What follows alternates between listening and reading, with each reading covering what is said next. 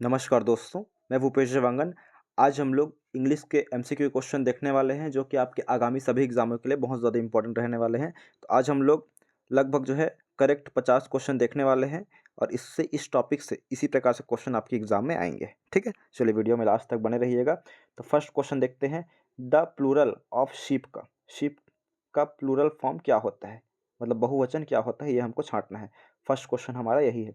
तो इसका सही आंसर होगा दोस्तों, याद रखिएगा, शिप का क्या होता है, प्लूरल भी सेम ही होता है, इसलिए स्पेशल है, इसलिए क्वेश्चन इसका आता है क्या होगा, शिप का शिप ही होगा। ठीक है, सेकंड क्वेश्चन देखते हैं, which of the following noun is never used in the plural form, कभी भी बहुवचन में उपयोग नहीं होता है, वो कौन सा है, सोलो, मोमेंटो, एडवाइज और लोगो। तो इसका आंसर क्या होगा, दूसरा का आंसर सी होगा। क्या होगा, सी होगा। ठीक है, ये जो है एडवाइस जो है प्लूरल में भी क्या है, सेम ही रहेगा, मतलब प्लूरल में इसका उपयोग होता नहीं है, ये पूछ रहा है। फिर से पढ़ लीजिए क्वेश्चन को, which of the following noun is never used in the plural form में यूज नहीं होता है, वो कौन सा है, एडवाइस है। ठीक है, बाकी मोमेंटो है, मोमेंटम हो जाता है, लोगस हो जाता है, ये सब है, सोलोस हो जाता है। उसके बाद देखते हैं हम लोग, विच ऑफ द, क्या है, which of the following is a wrong combination of singular and plural form, मतलब एक वचन और बहुवचन का गलत वाला कॉम्बिनेशन, गलत वाला जो विकल्प है वो कौन सा है। शिप का शिप है, इसको पढ़ चुके हैं, ये तो सही था जी। ठीक है, पढ़े हैं ना, सही है। और शिप का शिप लिखा है इधर, और स्वाइन का स्वाइन लिखा है इधर, और कौन सा है, गलत कॉम्बिनेशन बोला ना, एक वचन और बहुवचन, और डियर का डियर लिखा हुआ है। तो इसका सही मतलब गलत कौन सा है, गलत वाला छांटना है। तो शिप का दोस्तों शिप शो होता है, ठीक है ना, इसलिए ये गलत है। शिप का शिप ही नहीं होता है, एक वचन और बहुवचन सेम। ठीक है, इसका आंसर यही लिया हुआ है। उसके बाद देखते हैं, द वर्ड कज़न डिनोट्स, जो कज़न है वो कैसा है, एक वचन है, बहुवचन है, कि दोनों के लिए यूज़ होता है, मतलब मस्कुलिन। एक प्रकार से हम लोग, मतलब इसमें जो ऑप्शन दिया है वो है, सॉरी, पुल्लिंग स्त्रीलिंग दिया है। पुल्लिंग मतलब क्या है, मस्कुलिन, फेमिनिन मतलब स्त्रीलिंग, काउन मतलब उभयलिंग है, न्यूटर मतलब वही जो नपुंसक लिंग होता है वो वाला है। ठीक है, तो ये क्या होगा, कज़न का, कज़न क्या होता है, जैसे हम लोग बोलते हैं कज़न, कज़न बोल दिए, कज़न मतलब क्या है, हमारे जो भाई बहन रहते हैं उसको बोल देते हैं, चाचा के, बड़े पापा के लड़के जो भी है कज़न बोल देते हैं। ठीक है, लड़के लड़कियाँ जो भी है। तो ये क्या है, डी है, कॉमन जेंडर है, दोनों में उपयोग होता है, लड़के के लिए भी बोलेंगे और लड़की के लिए भी बोलेंगे कज़न करके। ठीक है, उसके बाद है, which of them is a male gender, इसमें से मेल जेंडर कौन है। तो डॉटर, ये तो पुत्री होता है ना, डॉटर मतलब क्या होता है, पुत्री होता है, बेटी। मेयर मतलब क्या होता है, जो घोड़ा का अपोजिट है। ठीक है ना, फीमेल है मादा, मादा घोड़ा एक प्रकार से बोल सकते हैं। नन, तो नन मतलब तो वही जो साध्वी होती है, इस प्रकार से उसको बोलते हैं। लेकिन हमको मेल जेंडर छांटना है, मेल जेंडर कौन होता है, याद रखेंगे, गेंडर जो लिखा है ना, ये गेंडर मतलब क्या होता है, हंस होता है दोस्तों, क्या होता है, हंस। तो हंस जो है पुरुष है। तो पांचवा का आंसर डी हो गया। उसके बाद है छठवां नंबर क्वेश्चन, 6 नंबर है, द मस्कुलिन फॉर बी के लिए, मस्कुलिन मतलब इसका क्या है, पुरुष क्या होगा, मधुमक्खी का। तो इसका आंसर होगा दोस्तों, 6 का आंसर होगा ए होगा, मक्खी उड़ती है करके याद रखेंगे, ड्रोन, ड्रोन इसका पुल्लिंग है। ठीक है, उसके बाद देखते हैं हम लोग, क्वेश्चन है, my laptop is not working, मेरा लैपटॉप वर्क नहीं कर रहा है, कैन आई यूज। ठीक है ना, तो fill in the blanks with most appreciate pronoun given below it. ठीक है ना, कौन सा प्रोनाउन आप यूज करेंगे, कि देखिए बोल रहे हैं क्वेश्चन में यही है, देखिए, my laptop is not working, मतलब मेरा जो लैपटॉप है वो वर्क नहीं कर रहा है, काम नहीं कर रहा है, क्या मैं आपका यूज कर सकता हूँ लैपटॉप, इस प्रकार से क्वेश्चन करेंगे। तो सातवां का आंसर क्या होगा, सी होगा, योर्स लैपटॉप करके। ठीक है ना, ये याद रखना है आपको, सातवां का आंसर सी होगा दोस्तों, इस प्रकार से। उसके बाद है, his attempts to teach dangerous to fly an aircraft can be, क्या यूज होगा इसमें, ये बताइए। तो आठवां का आंसर होगा दोस्तों, इसमें ए होगा, कौन सा होगा, हिमसेल्फ। क्या होगा, himself. His attempts to teach dangerous to fly an aircraft can be himself आएगा। उसके बाद है, ही या ही या आई खालिस्तान, या fill in the blanks, going to be the next manager, apply the correct auxiliary, सहायक वर्ब इसमें क्या लगेगा, ऑक्सिलरी। तो इज लगेगा, एम लगेगा, आर लगेगा, कि विल भी लगेगा आई के बाद। गोइंग टू भी मतलब होने जा रहा है, नेक्स्ट मैनेजर होने जा रहा है, मतलब क्या होता है इसका बताइए। तो 9 का एम होगा दोस्तों, याद रखेंगे, क्या होगा, 9 का तो एम होगा। ठीक है ना, मतलब होने जा रहा हूँ करके। ठीक है, विल भी नहीं लगाएंगे तो भी क्या है, वो उसी का मतलब होता है, इसलिए स्पेशल कंडीशन होता है इसके साथ, आप लोग पढ़ चुके हैं। उसके बाद है which of the following sentence use only as an adjective, adjective बोल रहे हैं, ठीक है ना। चलिए देखते हैं, जो ओनली का यूज़ किया है किसके तरह बोल रहे हैं, विशेषण की तरह, वो ऐसा कौन सा सेंटेंस है। तो जॉन इज हमारा ओनली बच्चा है, मतलब एकमात्र बच्चा है, जॉन इज, ठीक। उसके बाद है my little brother only Yeats pickle, मेरा छोटा जो भाई है केवल क्या खाता है, अचार खाता है, पिकल्स। उसके बाद है I would have finished, finish कर लिया, only I broke my leg, ठीक। उसके बाद है ही ओनली लेंट द कार, इसका आंसर क्या होगा, ओनली जो यूज हुआ है एडजेक्टिव की तरह, विशेषण की तरह यूज हुआ है दोस्तों।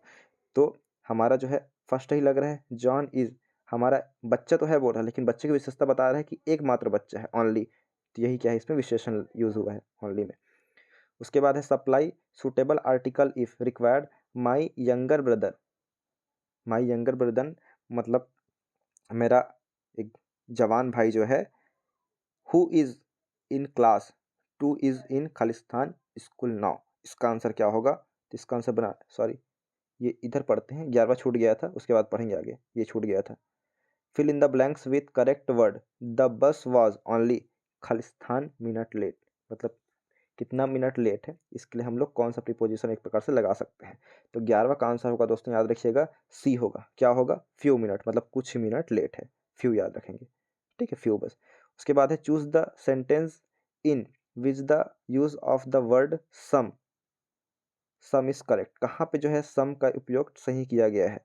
आई don't have some money, didn't I give you some money yesterday, I don't want to go to some film, और नन ऑफ द अबव। तो इसका आंसर क्या होगा, इसका आंसर डी होगा, ठीक है। उसके बाद है 13वां नंबर क्वेश्चन, 13 नंबर है in the sentence the girl ran on the street, the verb used is, इसमें वर्ब यूज्ड किस प्रकार से, transitive verb, inter inter transitive verb, मतलब इंट्रांजिटिव वर्ब है, एक ट्रांजिटिव वर्ब है, और ऑक्सिलरी वर्ब, और नॉन ऑफ द अबव। इसका आंसर क्या होगा, तो इंट्रांजिटिव वर्ब होगा। उसके बाद है supply the proper verb from the following sentence, I लिखा हुआ है सन आई खालिस्तान व्यू, इसमें क्या आएगा, तो देख लीजिए इसमें आंसर, तो इसका आंसर होगा दोस्तों बी होगा, आई विश्ड आई वर यू, क्या है, आई विश्ड आई वर यू। तो इसका हम लोग देखा जाए तो नेक्स्ट क्वेश्चन करते हैं अब, 15 नंबर क्वेश्चन इसी प्रकार के आपके एग्जाम में आएंगे दोस्तों, ठीक है। 15 नंबर क्वेश्चन है supply the correct verb from I blanks stamp ever since I joined the school, इसका आंसर होगा 15 का आंसर डी होगा, हैव कलेक्टेड। उसके बाद है he meet with an accident and he was taken to hospital, इसका answer क्या होगा 16 का, तो डी होगा, नो आर्टिकल, आर्टिकल की ज़रूरत नहीं है इसमें। उसके बाद है यू स्पीक ट्रूथ ऑलवेज, आप हमेशा सत्य बोलते हैं, fill up the blank with the appropriate article, इसमें आर्टिकल क्या लगेगा, तो 17 का आंसर क्या होगा, ए होगा, यहाँ पे द लगेगा, ठीक है ना, स्पीक द ट्रूथ ऑलवेज होगा। उसके बाद है choose the correct option, there is Khalistan cat in Khalistan garden, तो इसमें आंसर क्या होगा, देयर इज के बाद क्या आना चाहिए दोस्तों बताइए, तो देयर इज आएगा, उसके बाद आएगा आगे जो है द आएगा, देयर इज अ कैट, मतलब वहाँ एक कैट है गार्डन में, एक कैट गार्डन में है, ये आएगा।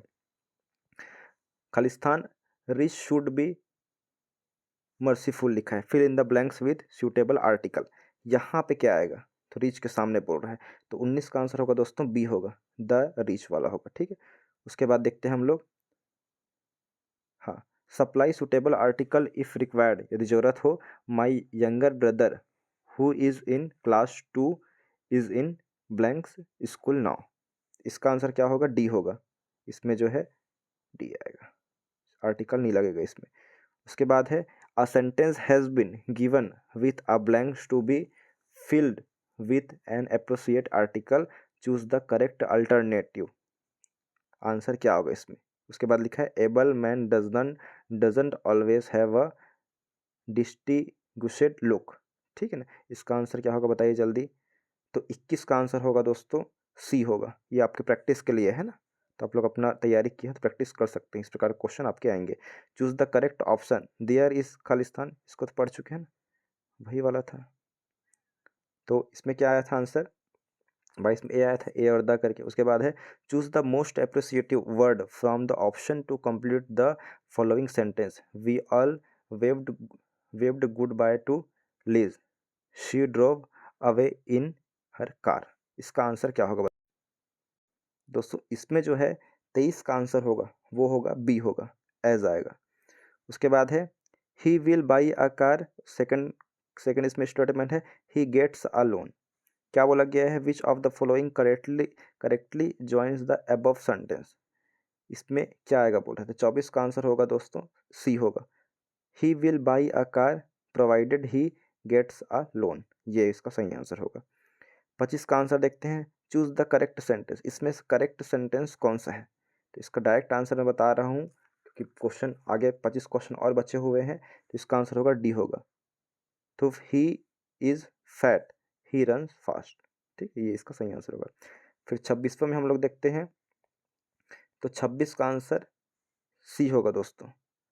क्या बोला गया है question, find the part of given sentence that has an error, if there is no error choose no error. ठीक है ना, अगर है तो इसमें ऑप्शन दिया गया है, तो इसका आंसर क्या होगा 26 का, तो सी होगा, दो करके। उसके बाद है we enjoyed our holiday, fill in the blanks, the bad weather. इसका आंसर क्या होगा, तो ए होगा, डिस्पाइट। उसके बाद है इधर इधर क्वेश्चन है 28, आई प्रीफर टी।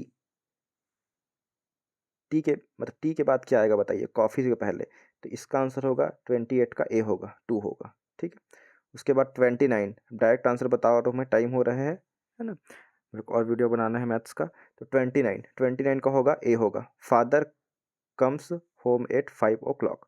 उसके बाद 30 का देख लीजिए, आप लोग पढ़ लीजिए पॉज करके, complete the sentence using the appropriate preposition, wait fill in the blanks a minute. तो इसका आंसर होगा दोस्तों डी होगा, नील प्रीपोजिशन, कुछ नहीं आएगा। उसके बाद है चेंज द वॉइस करना है, it was evident that they would break the record. ये जितने भी क्वेश्चन है सब यहाँ पे एग्जाम में आए हुए हैं दोस्तों, ठीक है, तो याद रखिएगा। 31 का आंसर कौन सा होगा, बी होगा, it was evident that the record would be broken by them.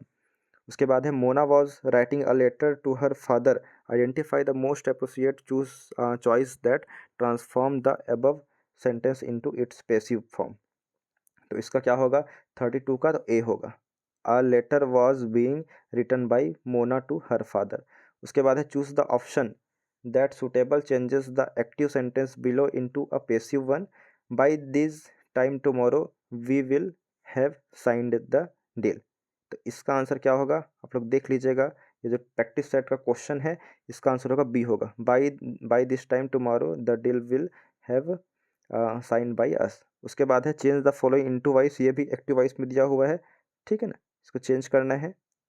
तो इसका आंसर क्या होगा 34 का आंसर, 34 का आंसर सी लिया गया है, लेबर्स प्रोवाइड द मैसन, ये वाला रहेगा, ठीक है। उसके बाद है हिज लेग हर्ट, ये वाला एक्सीडेंट वाला है, इसमें क्या आएगा, तो इसका आंसर बता देता हूँ मैं 35 का आंसर होगा दोस्तों बी होगा, कौन सा होगा, बी होगा, his leg was hurt in an accident.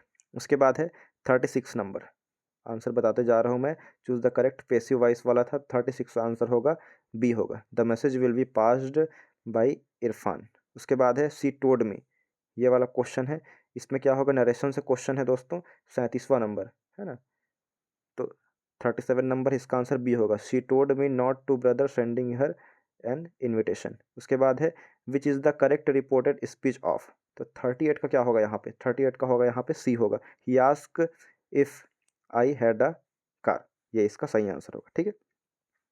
उसके बाद है 39 का, choose the correct from the narration, he said I have passed the examination. तो 39 का क्या होगा यहाँ पे, डी वाला ऑप्शन होगा, he said that he had passed the examination. उसके बाद है choose the option that correctly converts the following direct speech into indirect speech. इसमें क्या आएगा 40 का आंसर होगा दोस्तों, याद रखिएगा ए होगा, she said that she would attend the conference. उसके बाद 41वां नंबर क्वेश्चन है, select the correct one word substitution for, किसके लिए, one who walks in one slip. इसका आंसर क्या होगा 41वां का, तो डी होगा दोस्तों, याद रखेंगे, ठीक है ना, सब ने बुल लिस्ट करके। फिर है हमारा लास्ट वाला पेज का answer, a person whose age is between 80 से 89 साल के जब बीच के एज को क्या कहा जाएगा, तो आंसर है दोस्तों ऑक्टाजेनरियन, ठीक है, ये याद रखेंगे, ऑक्टा मतलब 8 होता है। उसके बाद है choose the correct spell word according to British English. Correct spelling कौन सा है इसमें से, तो 43 का होगा दोस्तों, ए होगा, मिजरी, ठीक है ना। उसके बाद है चूज द करेक्ट वर्ड, वही छांटना है, सॉरी हाँ इसमें नॉट छांटना है, नॉट मतलब गलत शब्द कौन सा है इसमें जो लिखा हुआ है स्पेलिंग, तो 44 का होगा डी होगा, फार्मूले ये गलत है। Choose the correct spelling from the following, इसमें से आपको करेक्ट स्पेलिंग छांटना है। तो 45 का आंसर क्या होगा यहाँ पे, तो ए होगा दोस्तों, ए, ठीक, कौन सा होगा, ए 45 का आंसर होगा करेक्ट स्पेलिंग। उसके बाद है which the following words most nearly means discrete, discretes क्या होगा बताइए, तो इसका आंसर होगा दोस्तों 46 का डी होगा, डिस्टिंक्ट करके। उसके बाद है 47 को पढ़ लीजिए एक बार, खत्म करते हैं, फिर इसका आंसर सी होगा पहल करके। उसके बाद है choose the correct synonyms of the word fragile का, फ्रेगाइल अभी क्वेश्चन आया है असिस्टेंट ग्रेड 3 में, इसका आंसर क्या होगा, तो इसका आंसर होगा ब्रिटल, ठीक, ब्रिटल या स्ट्रॉन्ग भी हो सकता है, तो इसका आंसर देख लेंगे एक बार आप लोग। उसके बाद गिव द सिनोनिम्स ऑफ हैंगर्ड, तो इसका आंसर क्या होगा, तो 49 का आंसर होगा बी होगा, ठीक है। उसके बाद है द अपोजिट ऑफ एबेंडेंस करके है, तो इसका आंसर क्या होगा, 50 का लास्ट है लैक है, ठीक है। तो ये सब आपको याद रखना है, थैंक यू।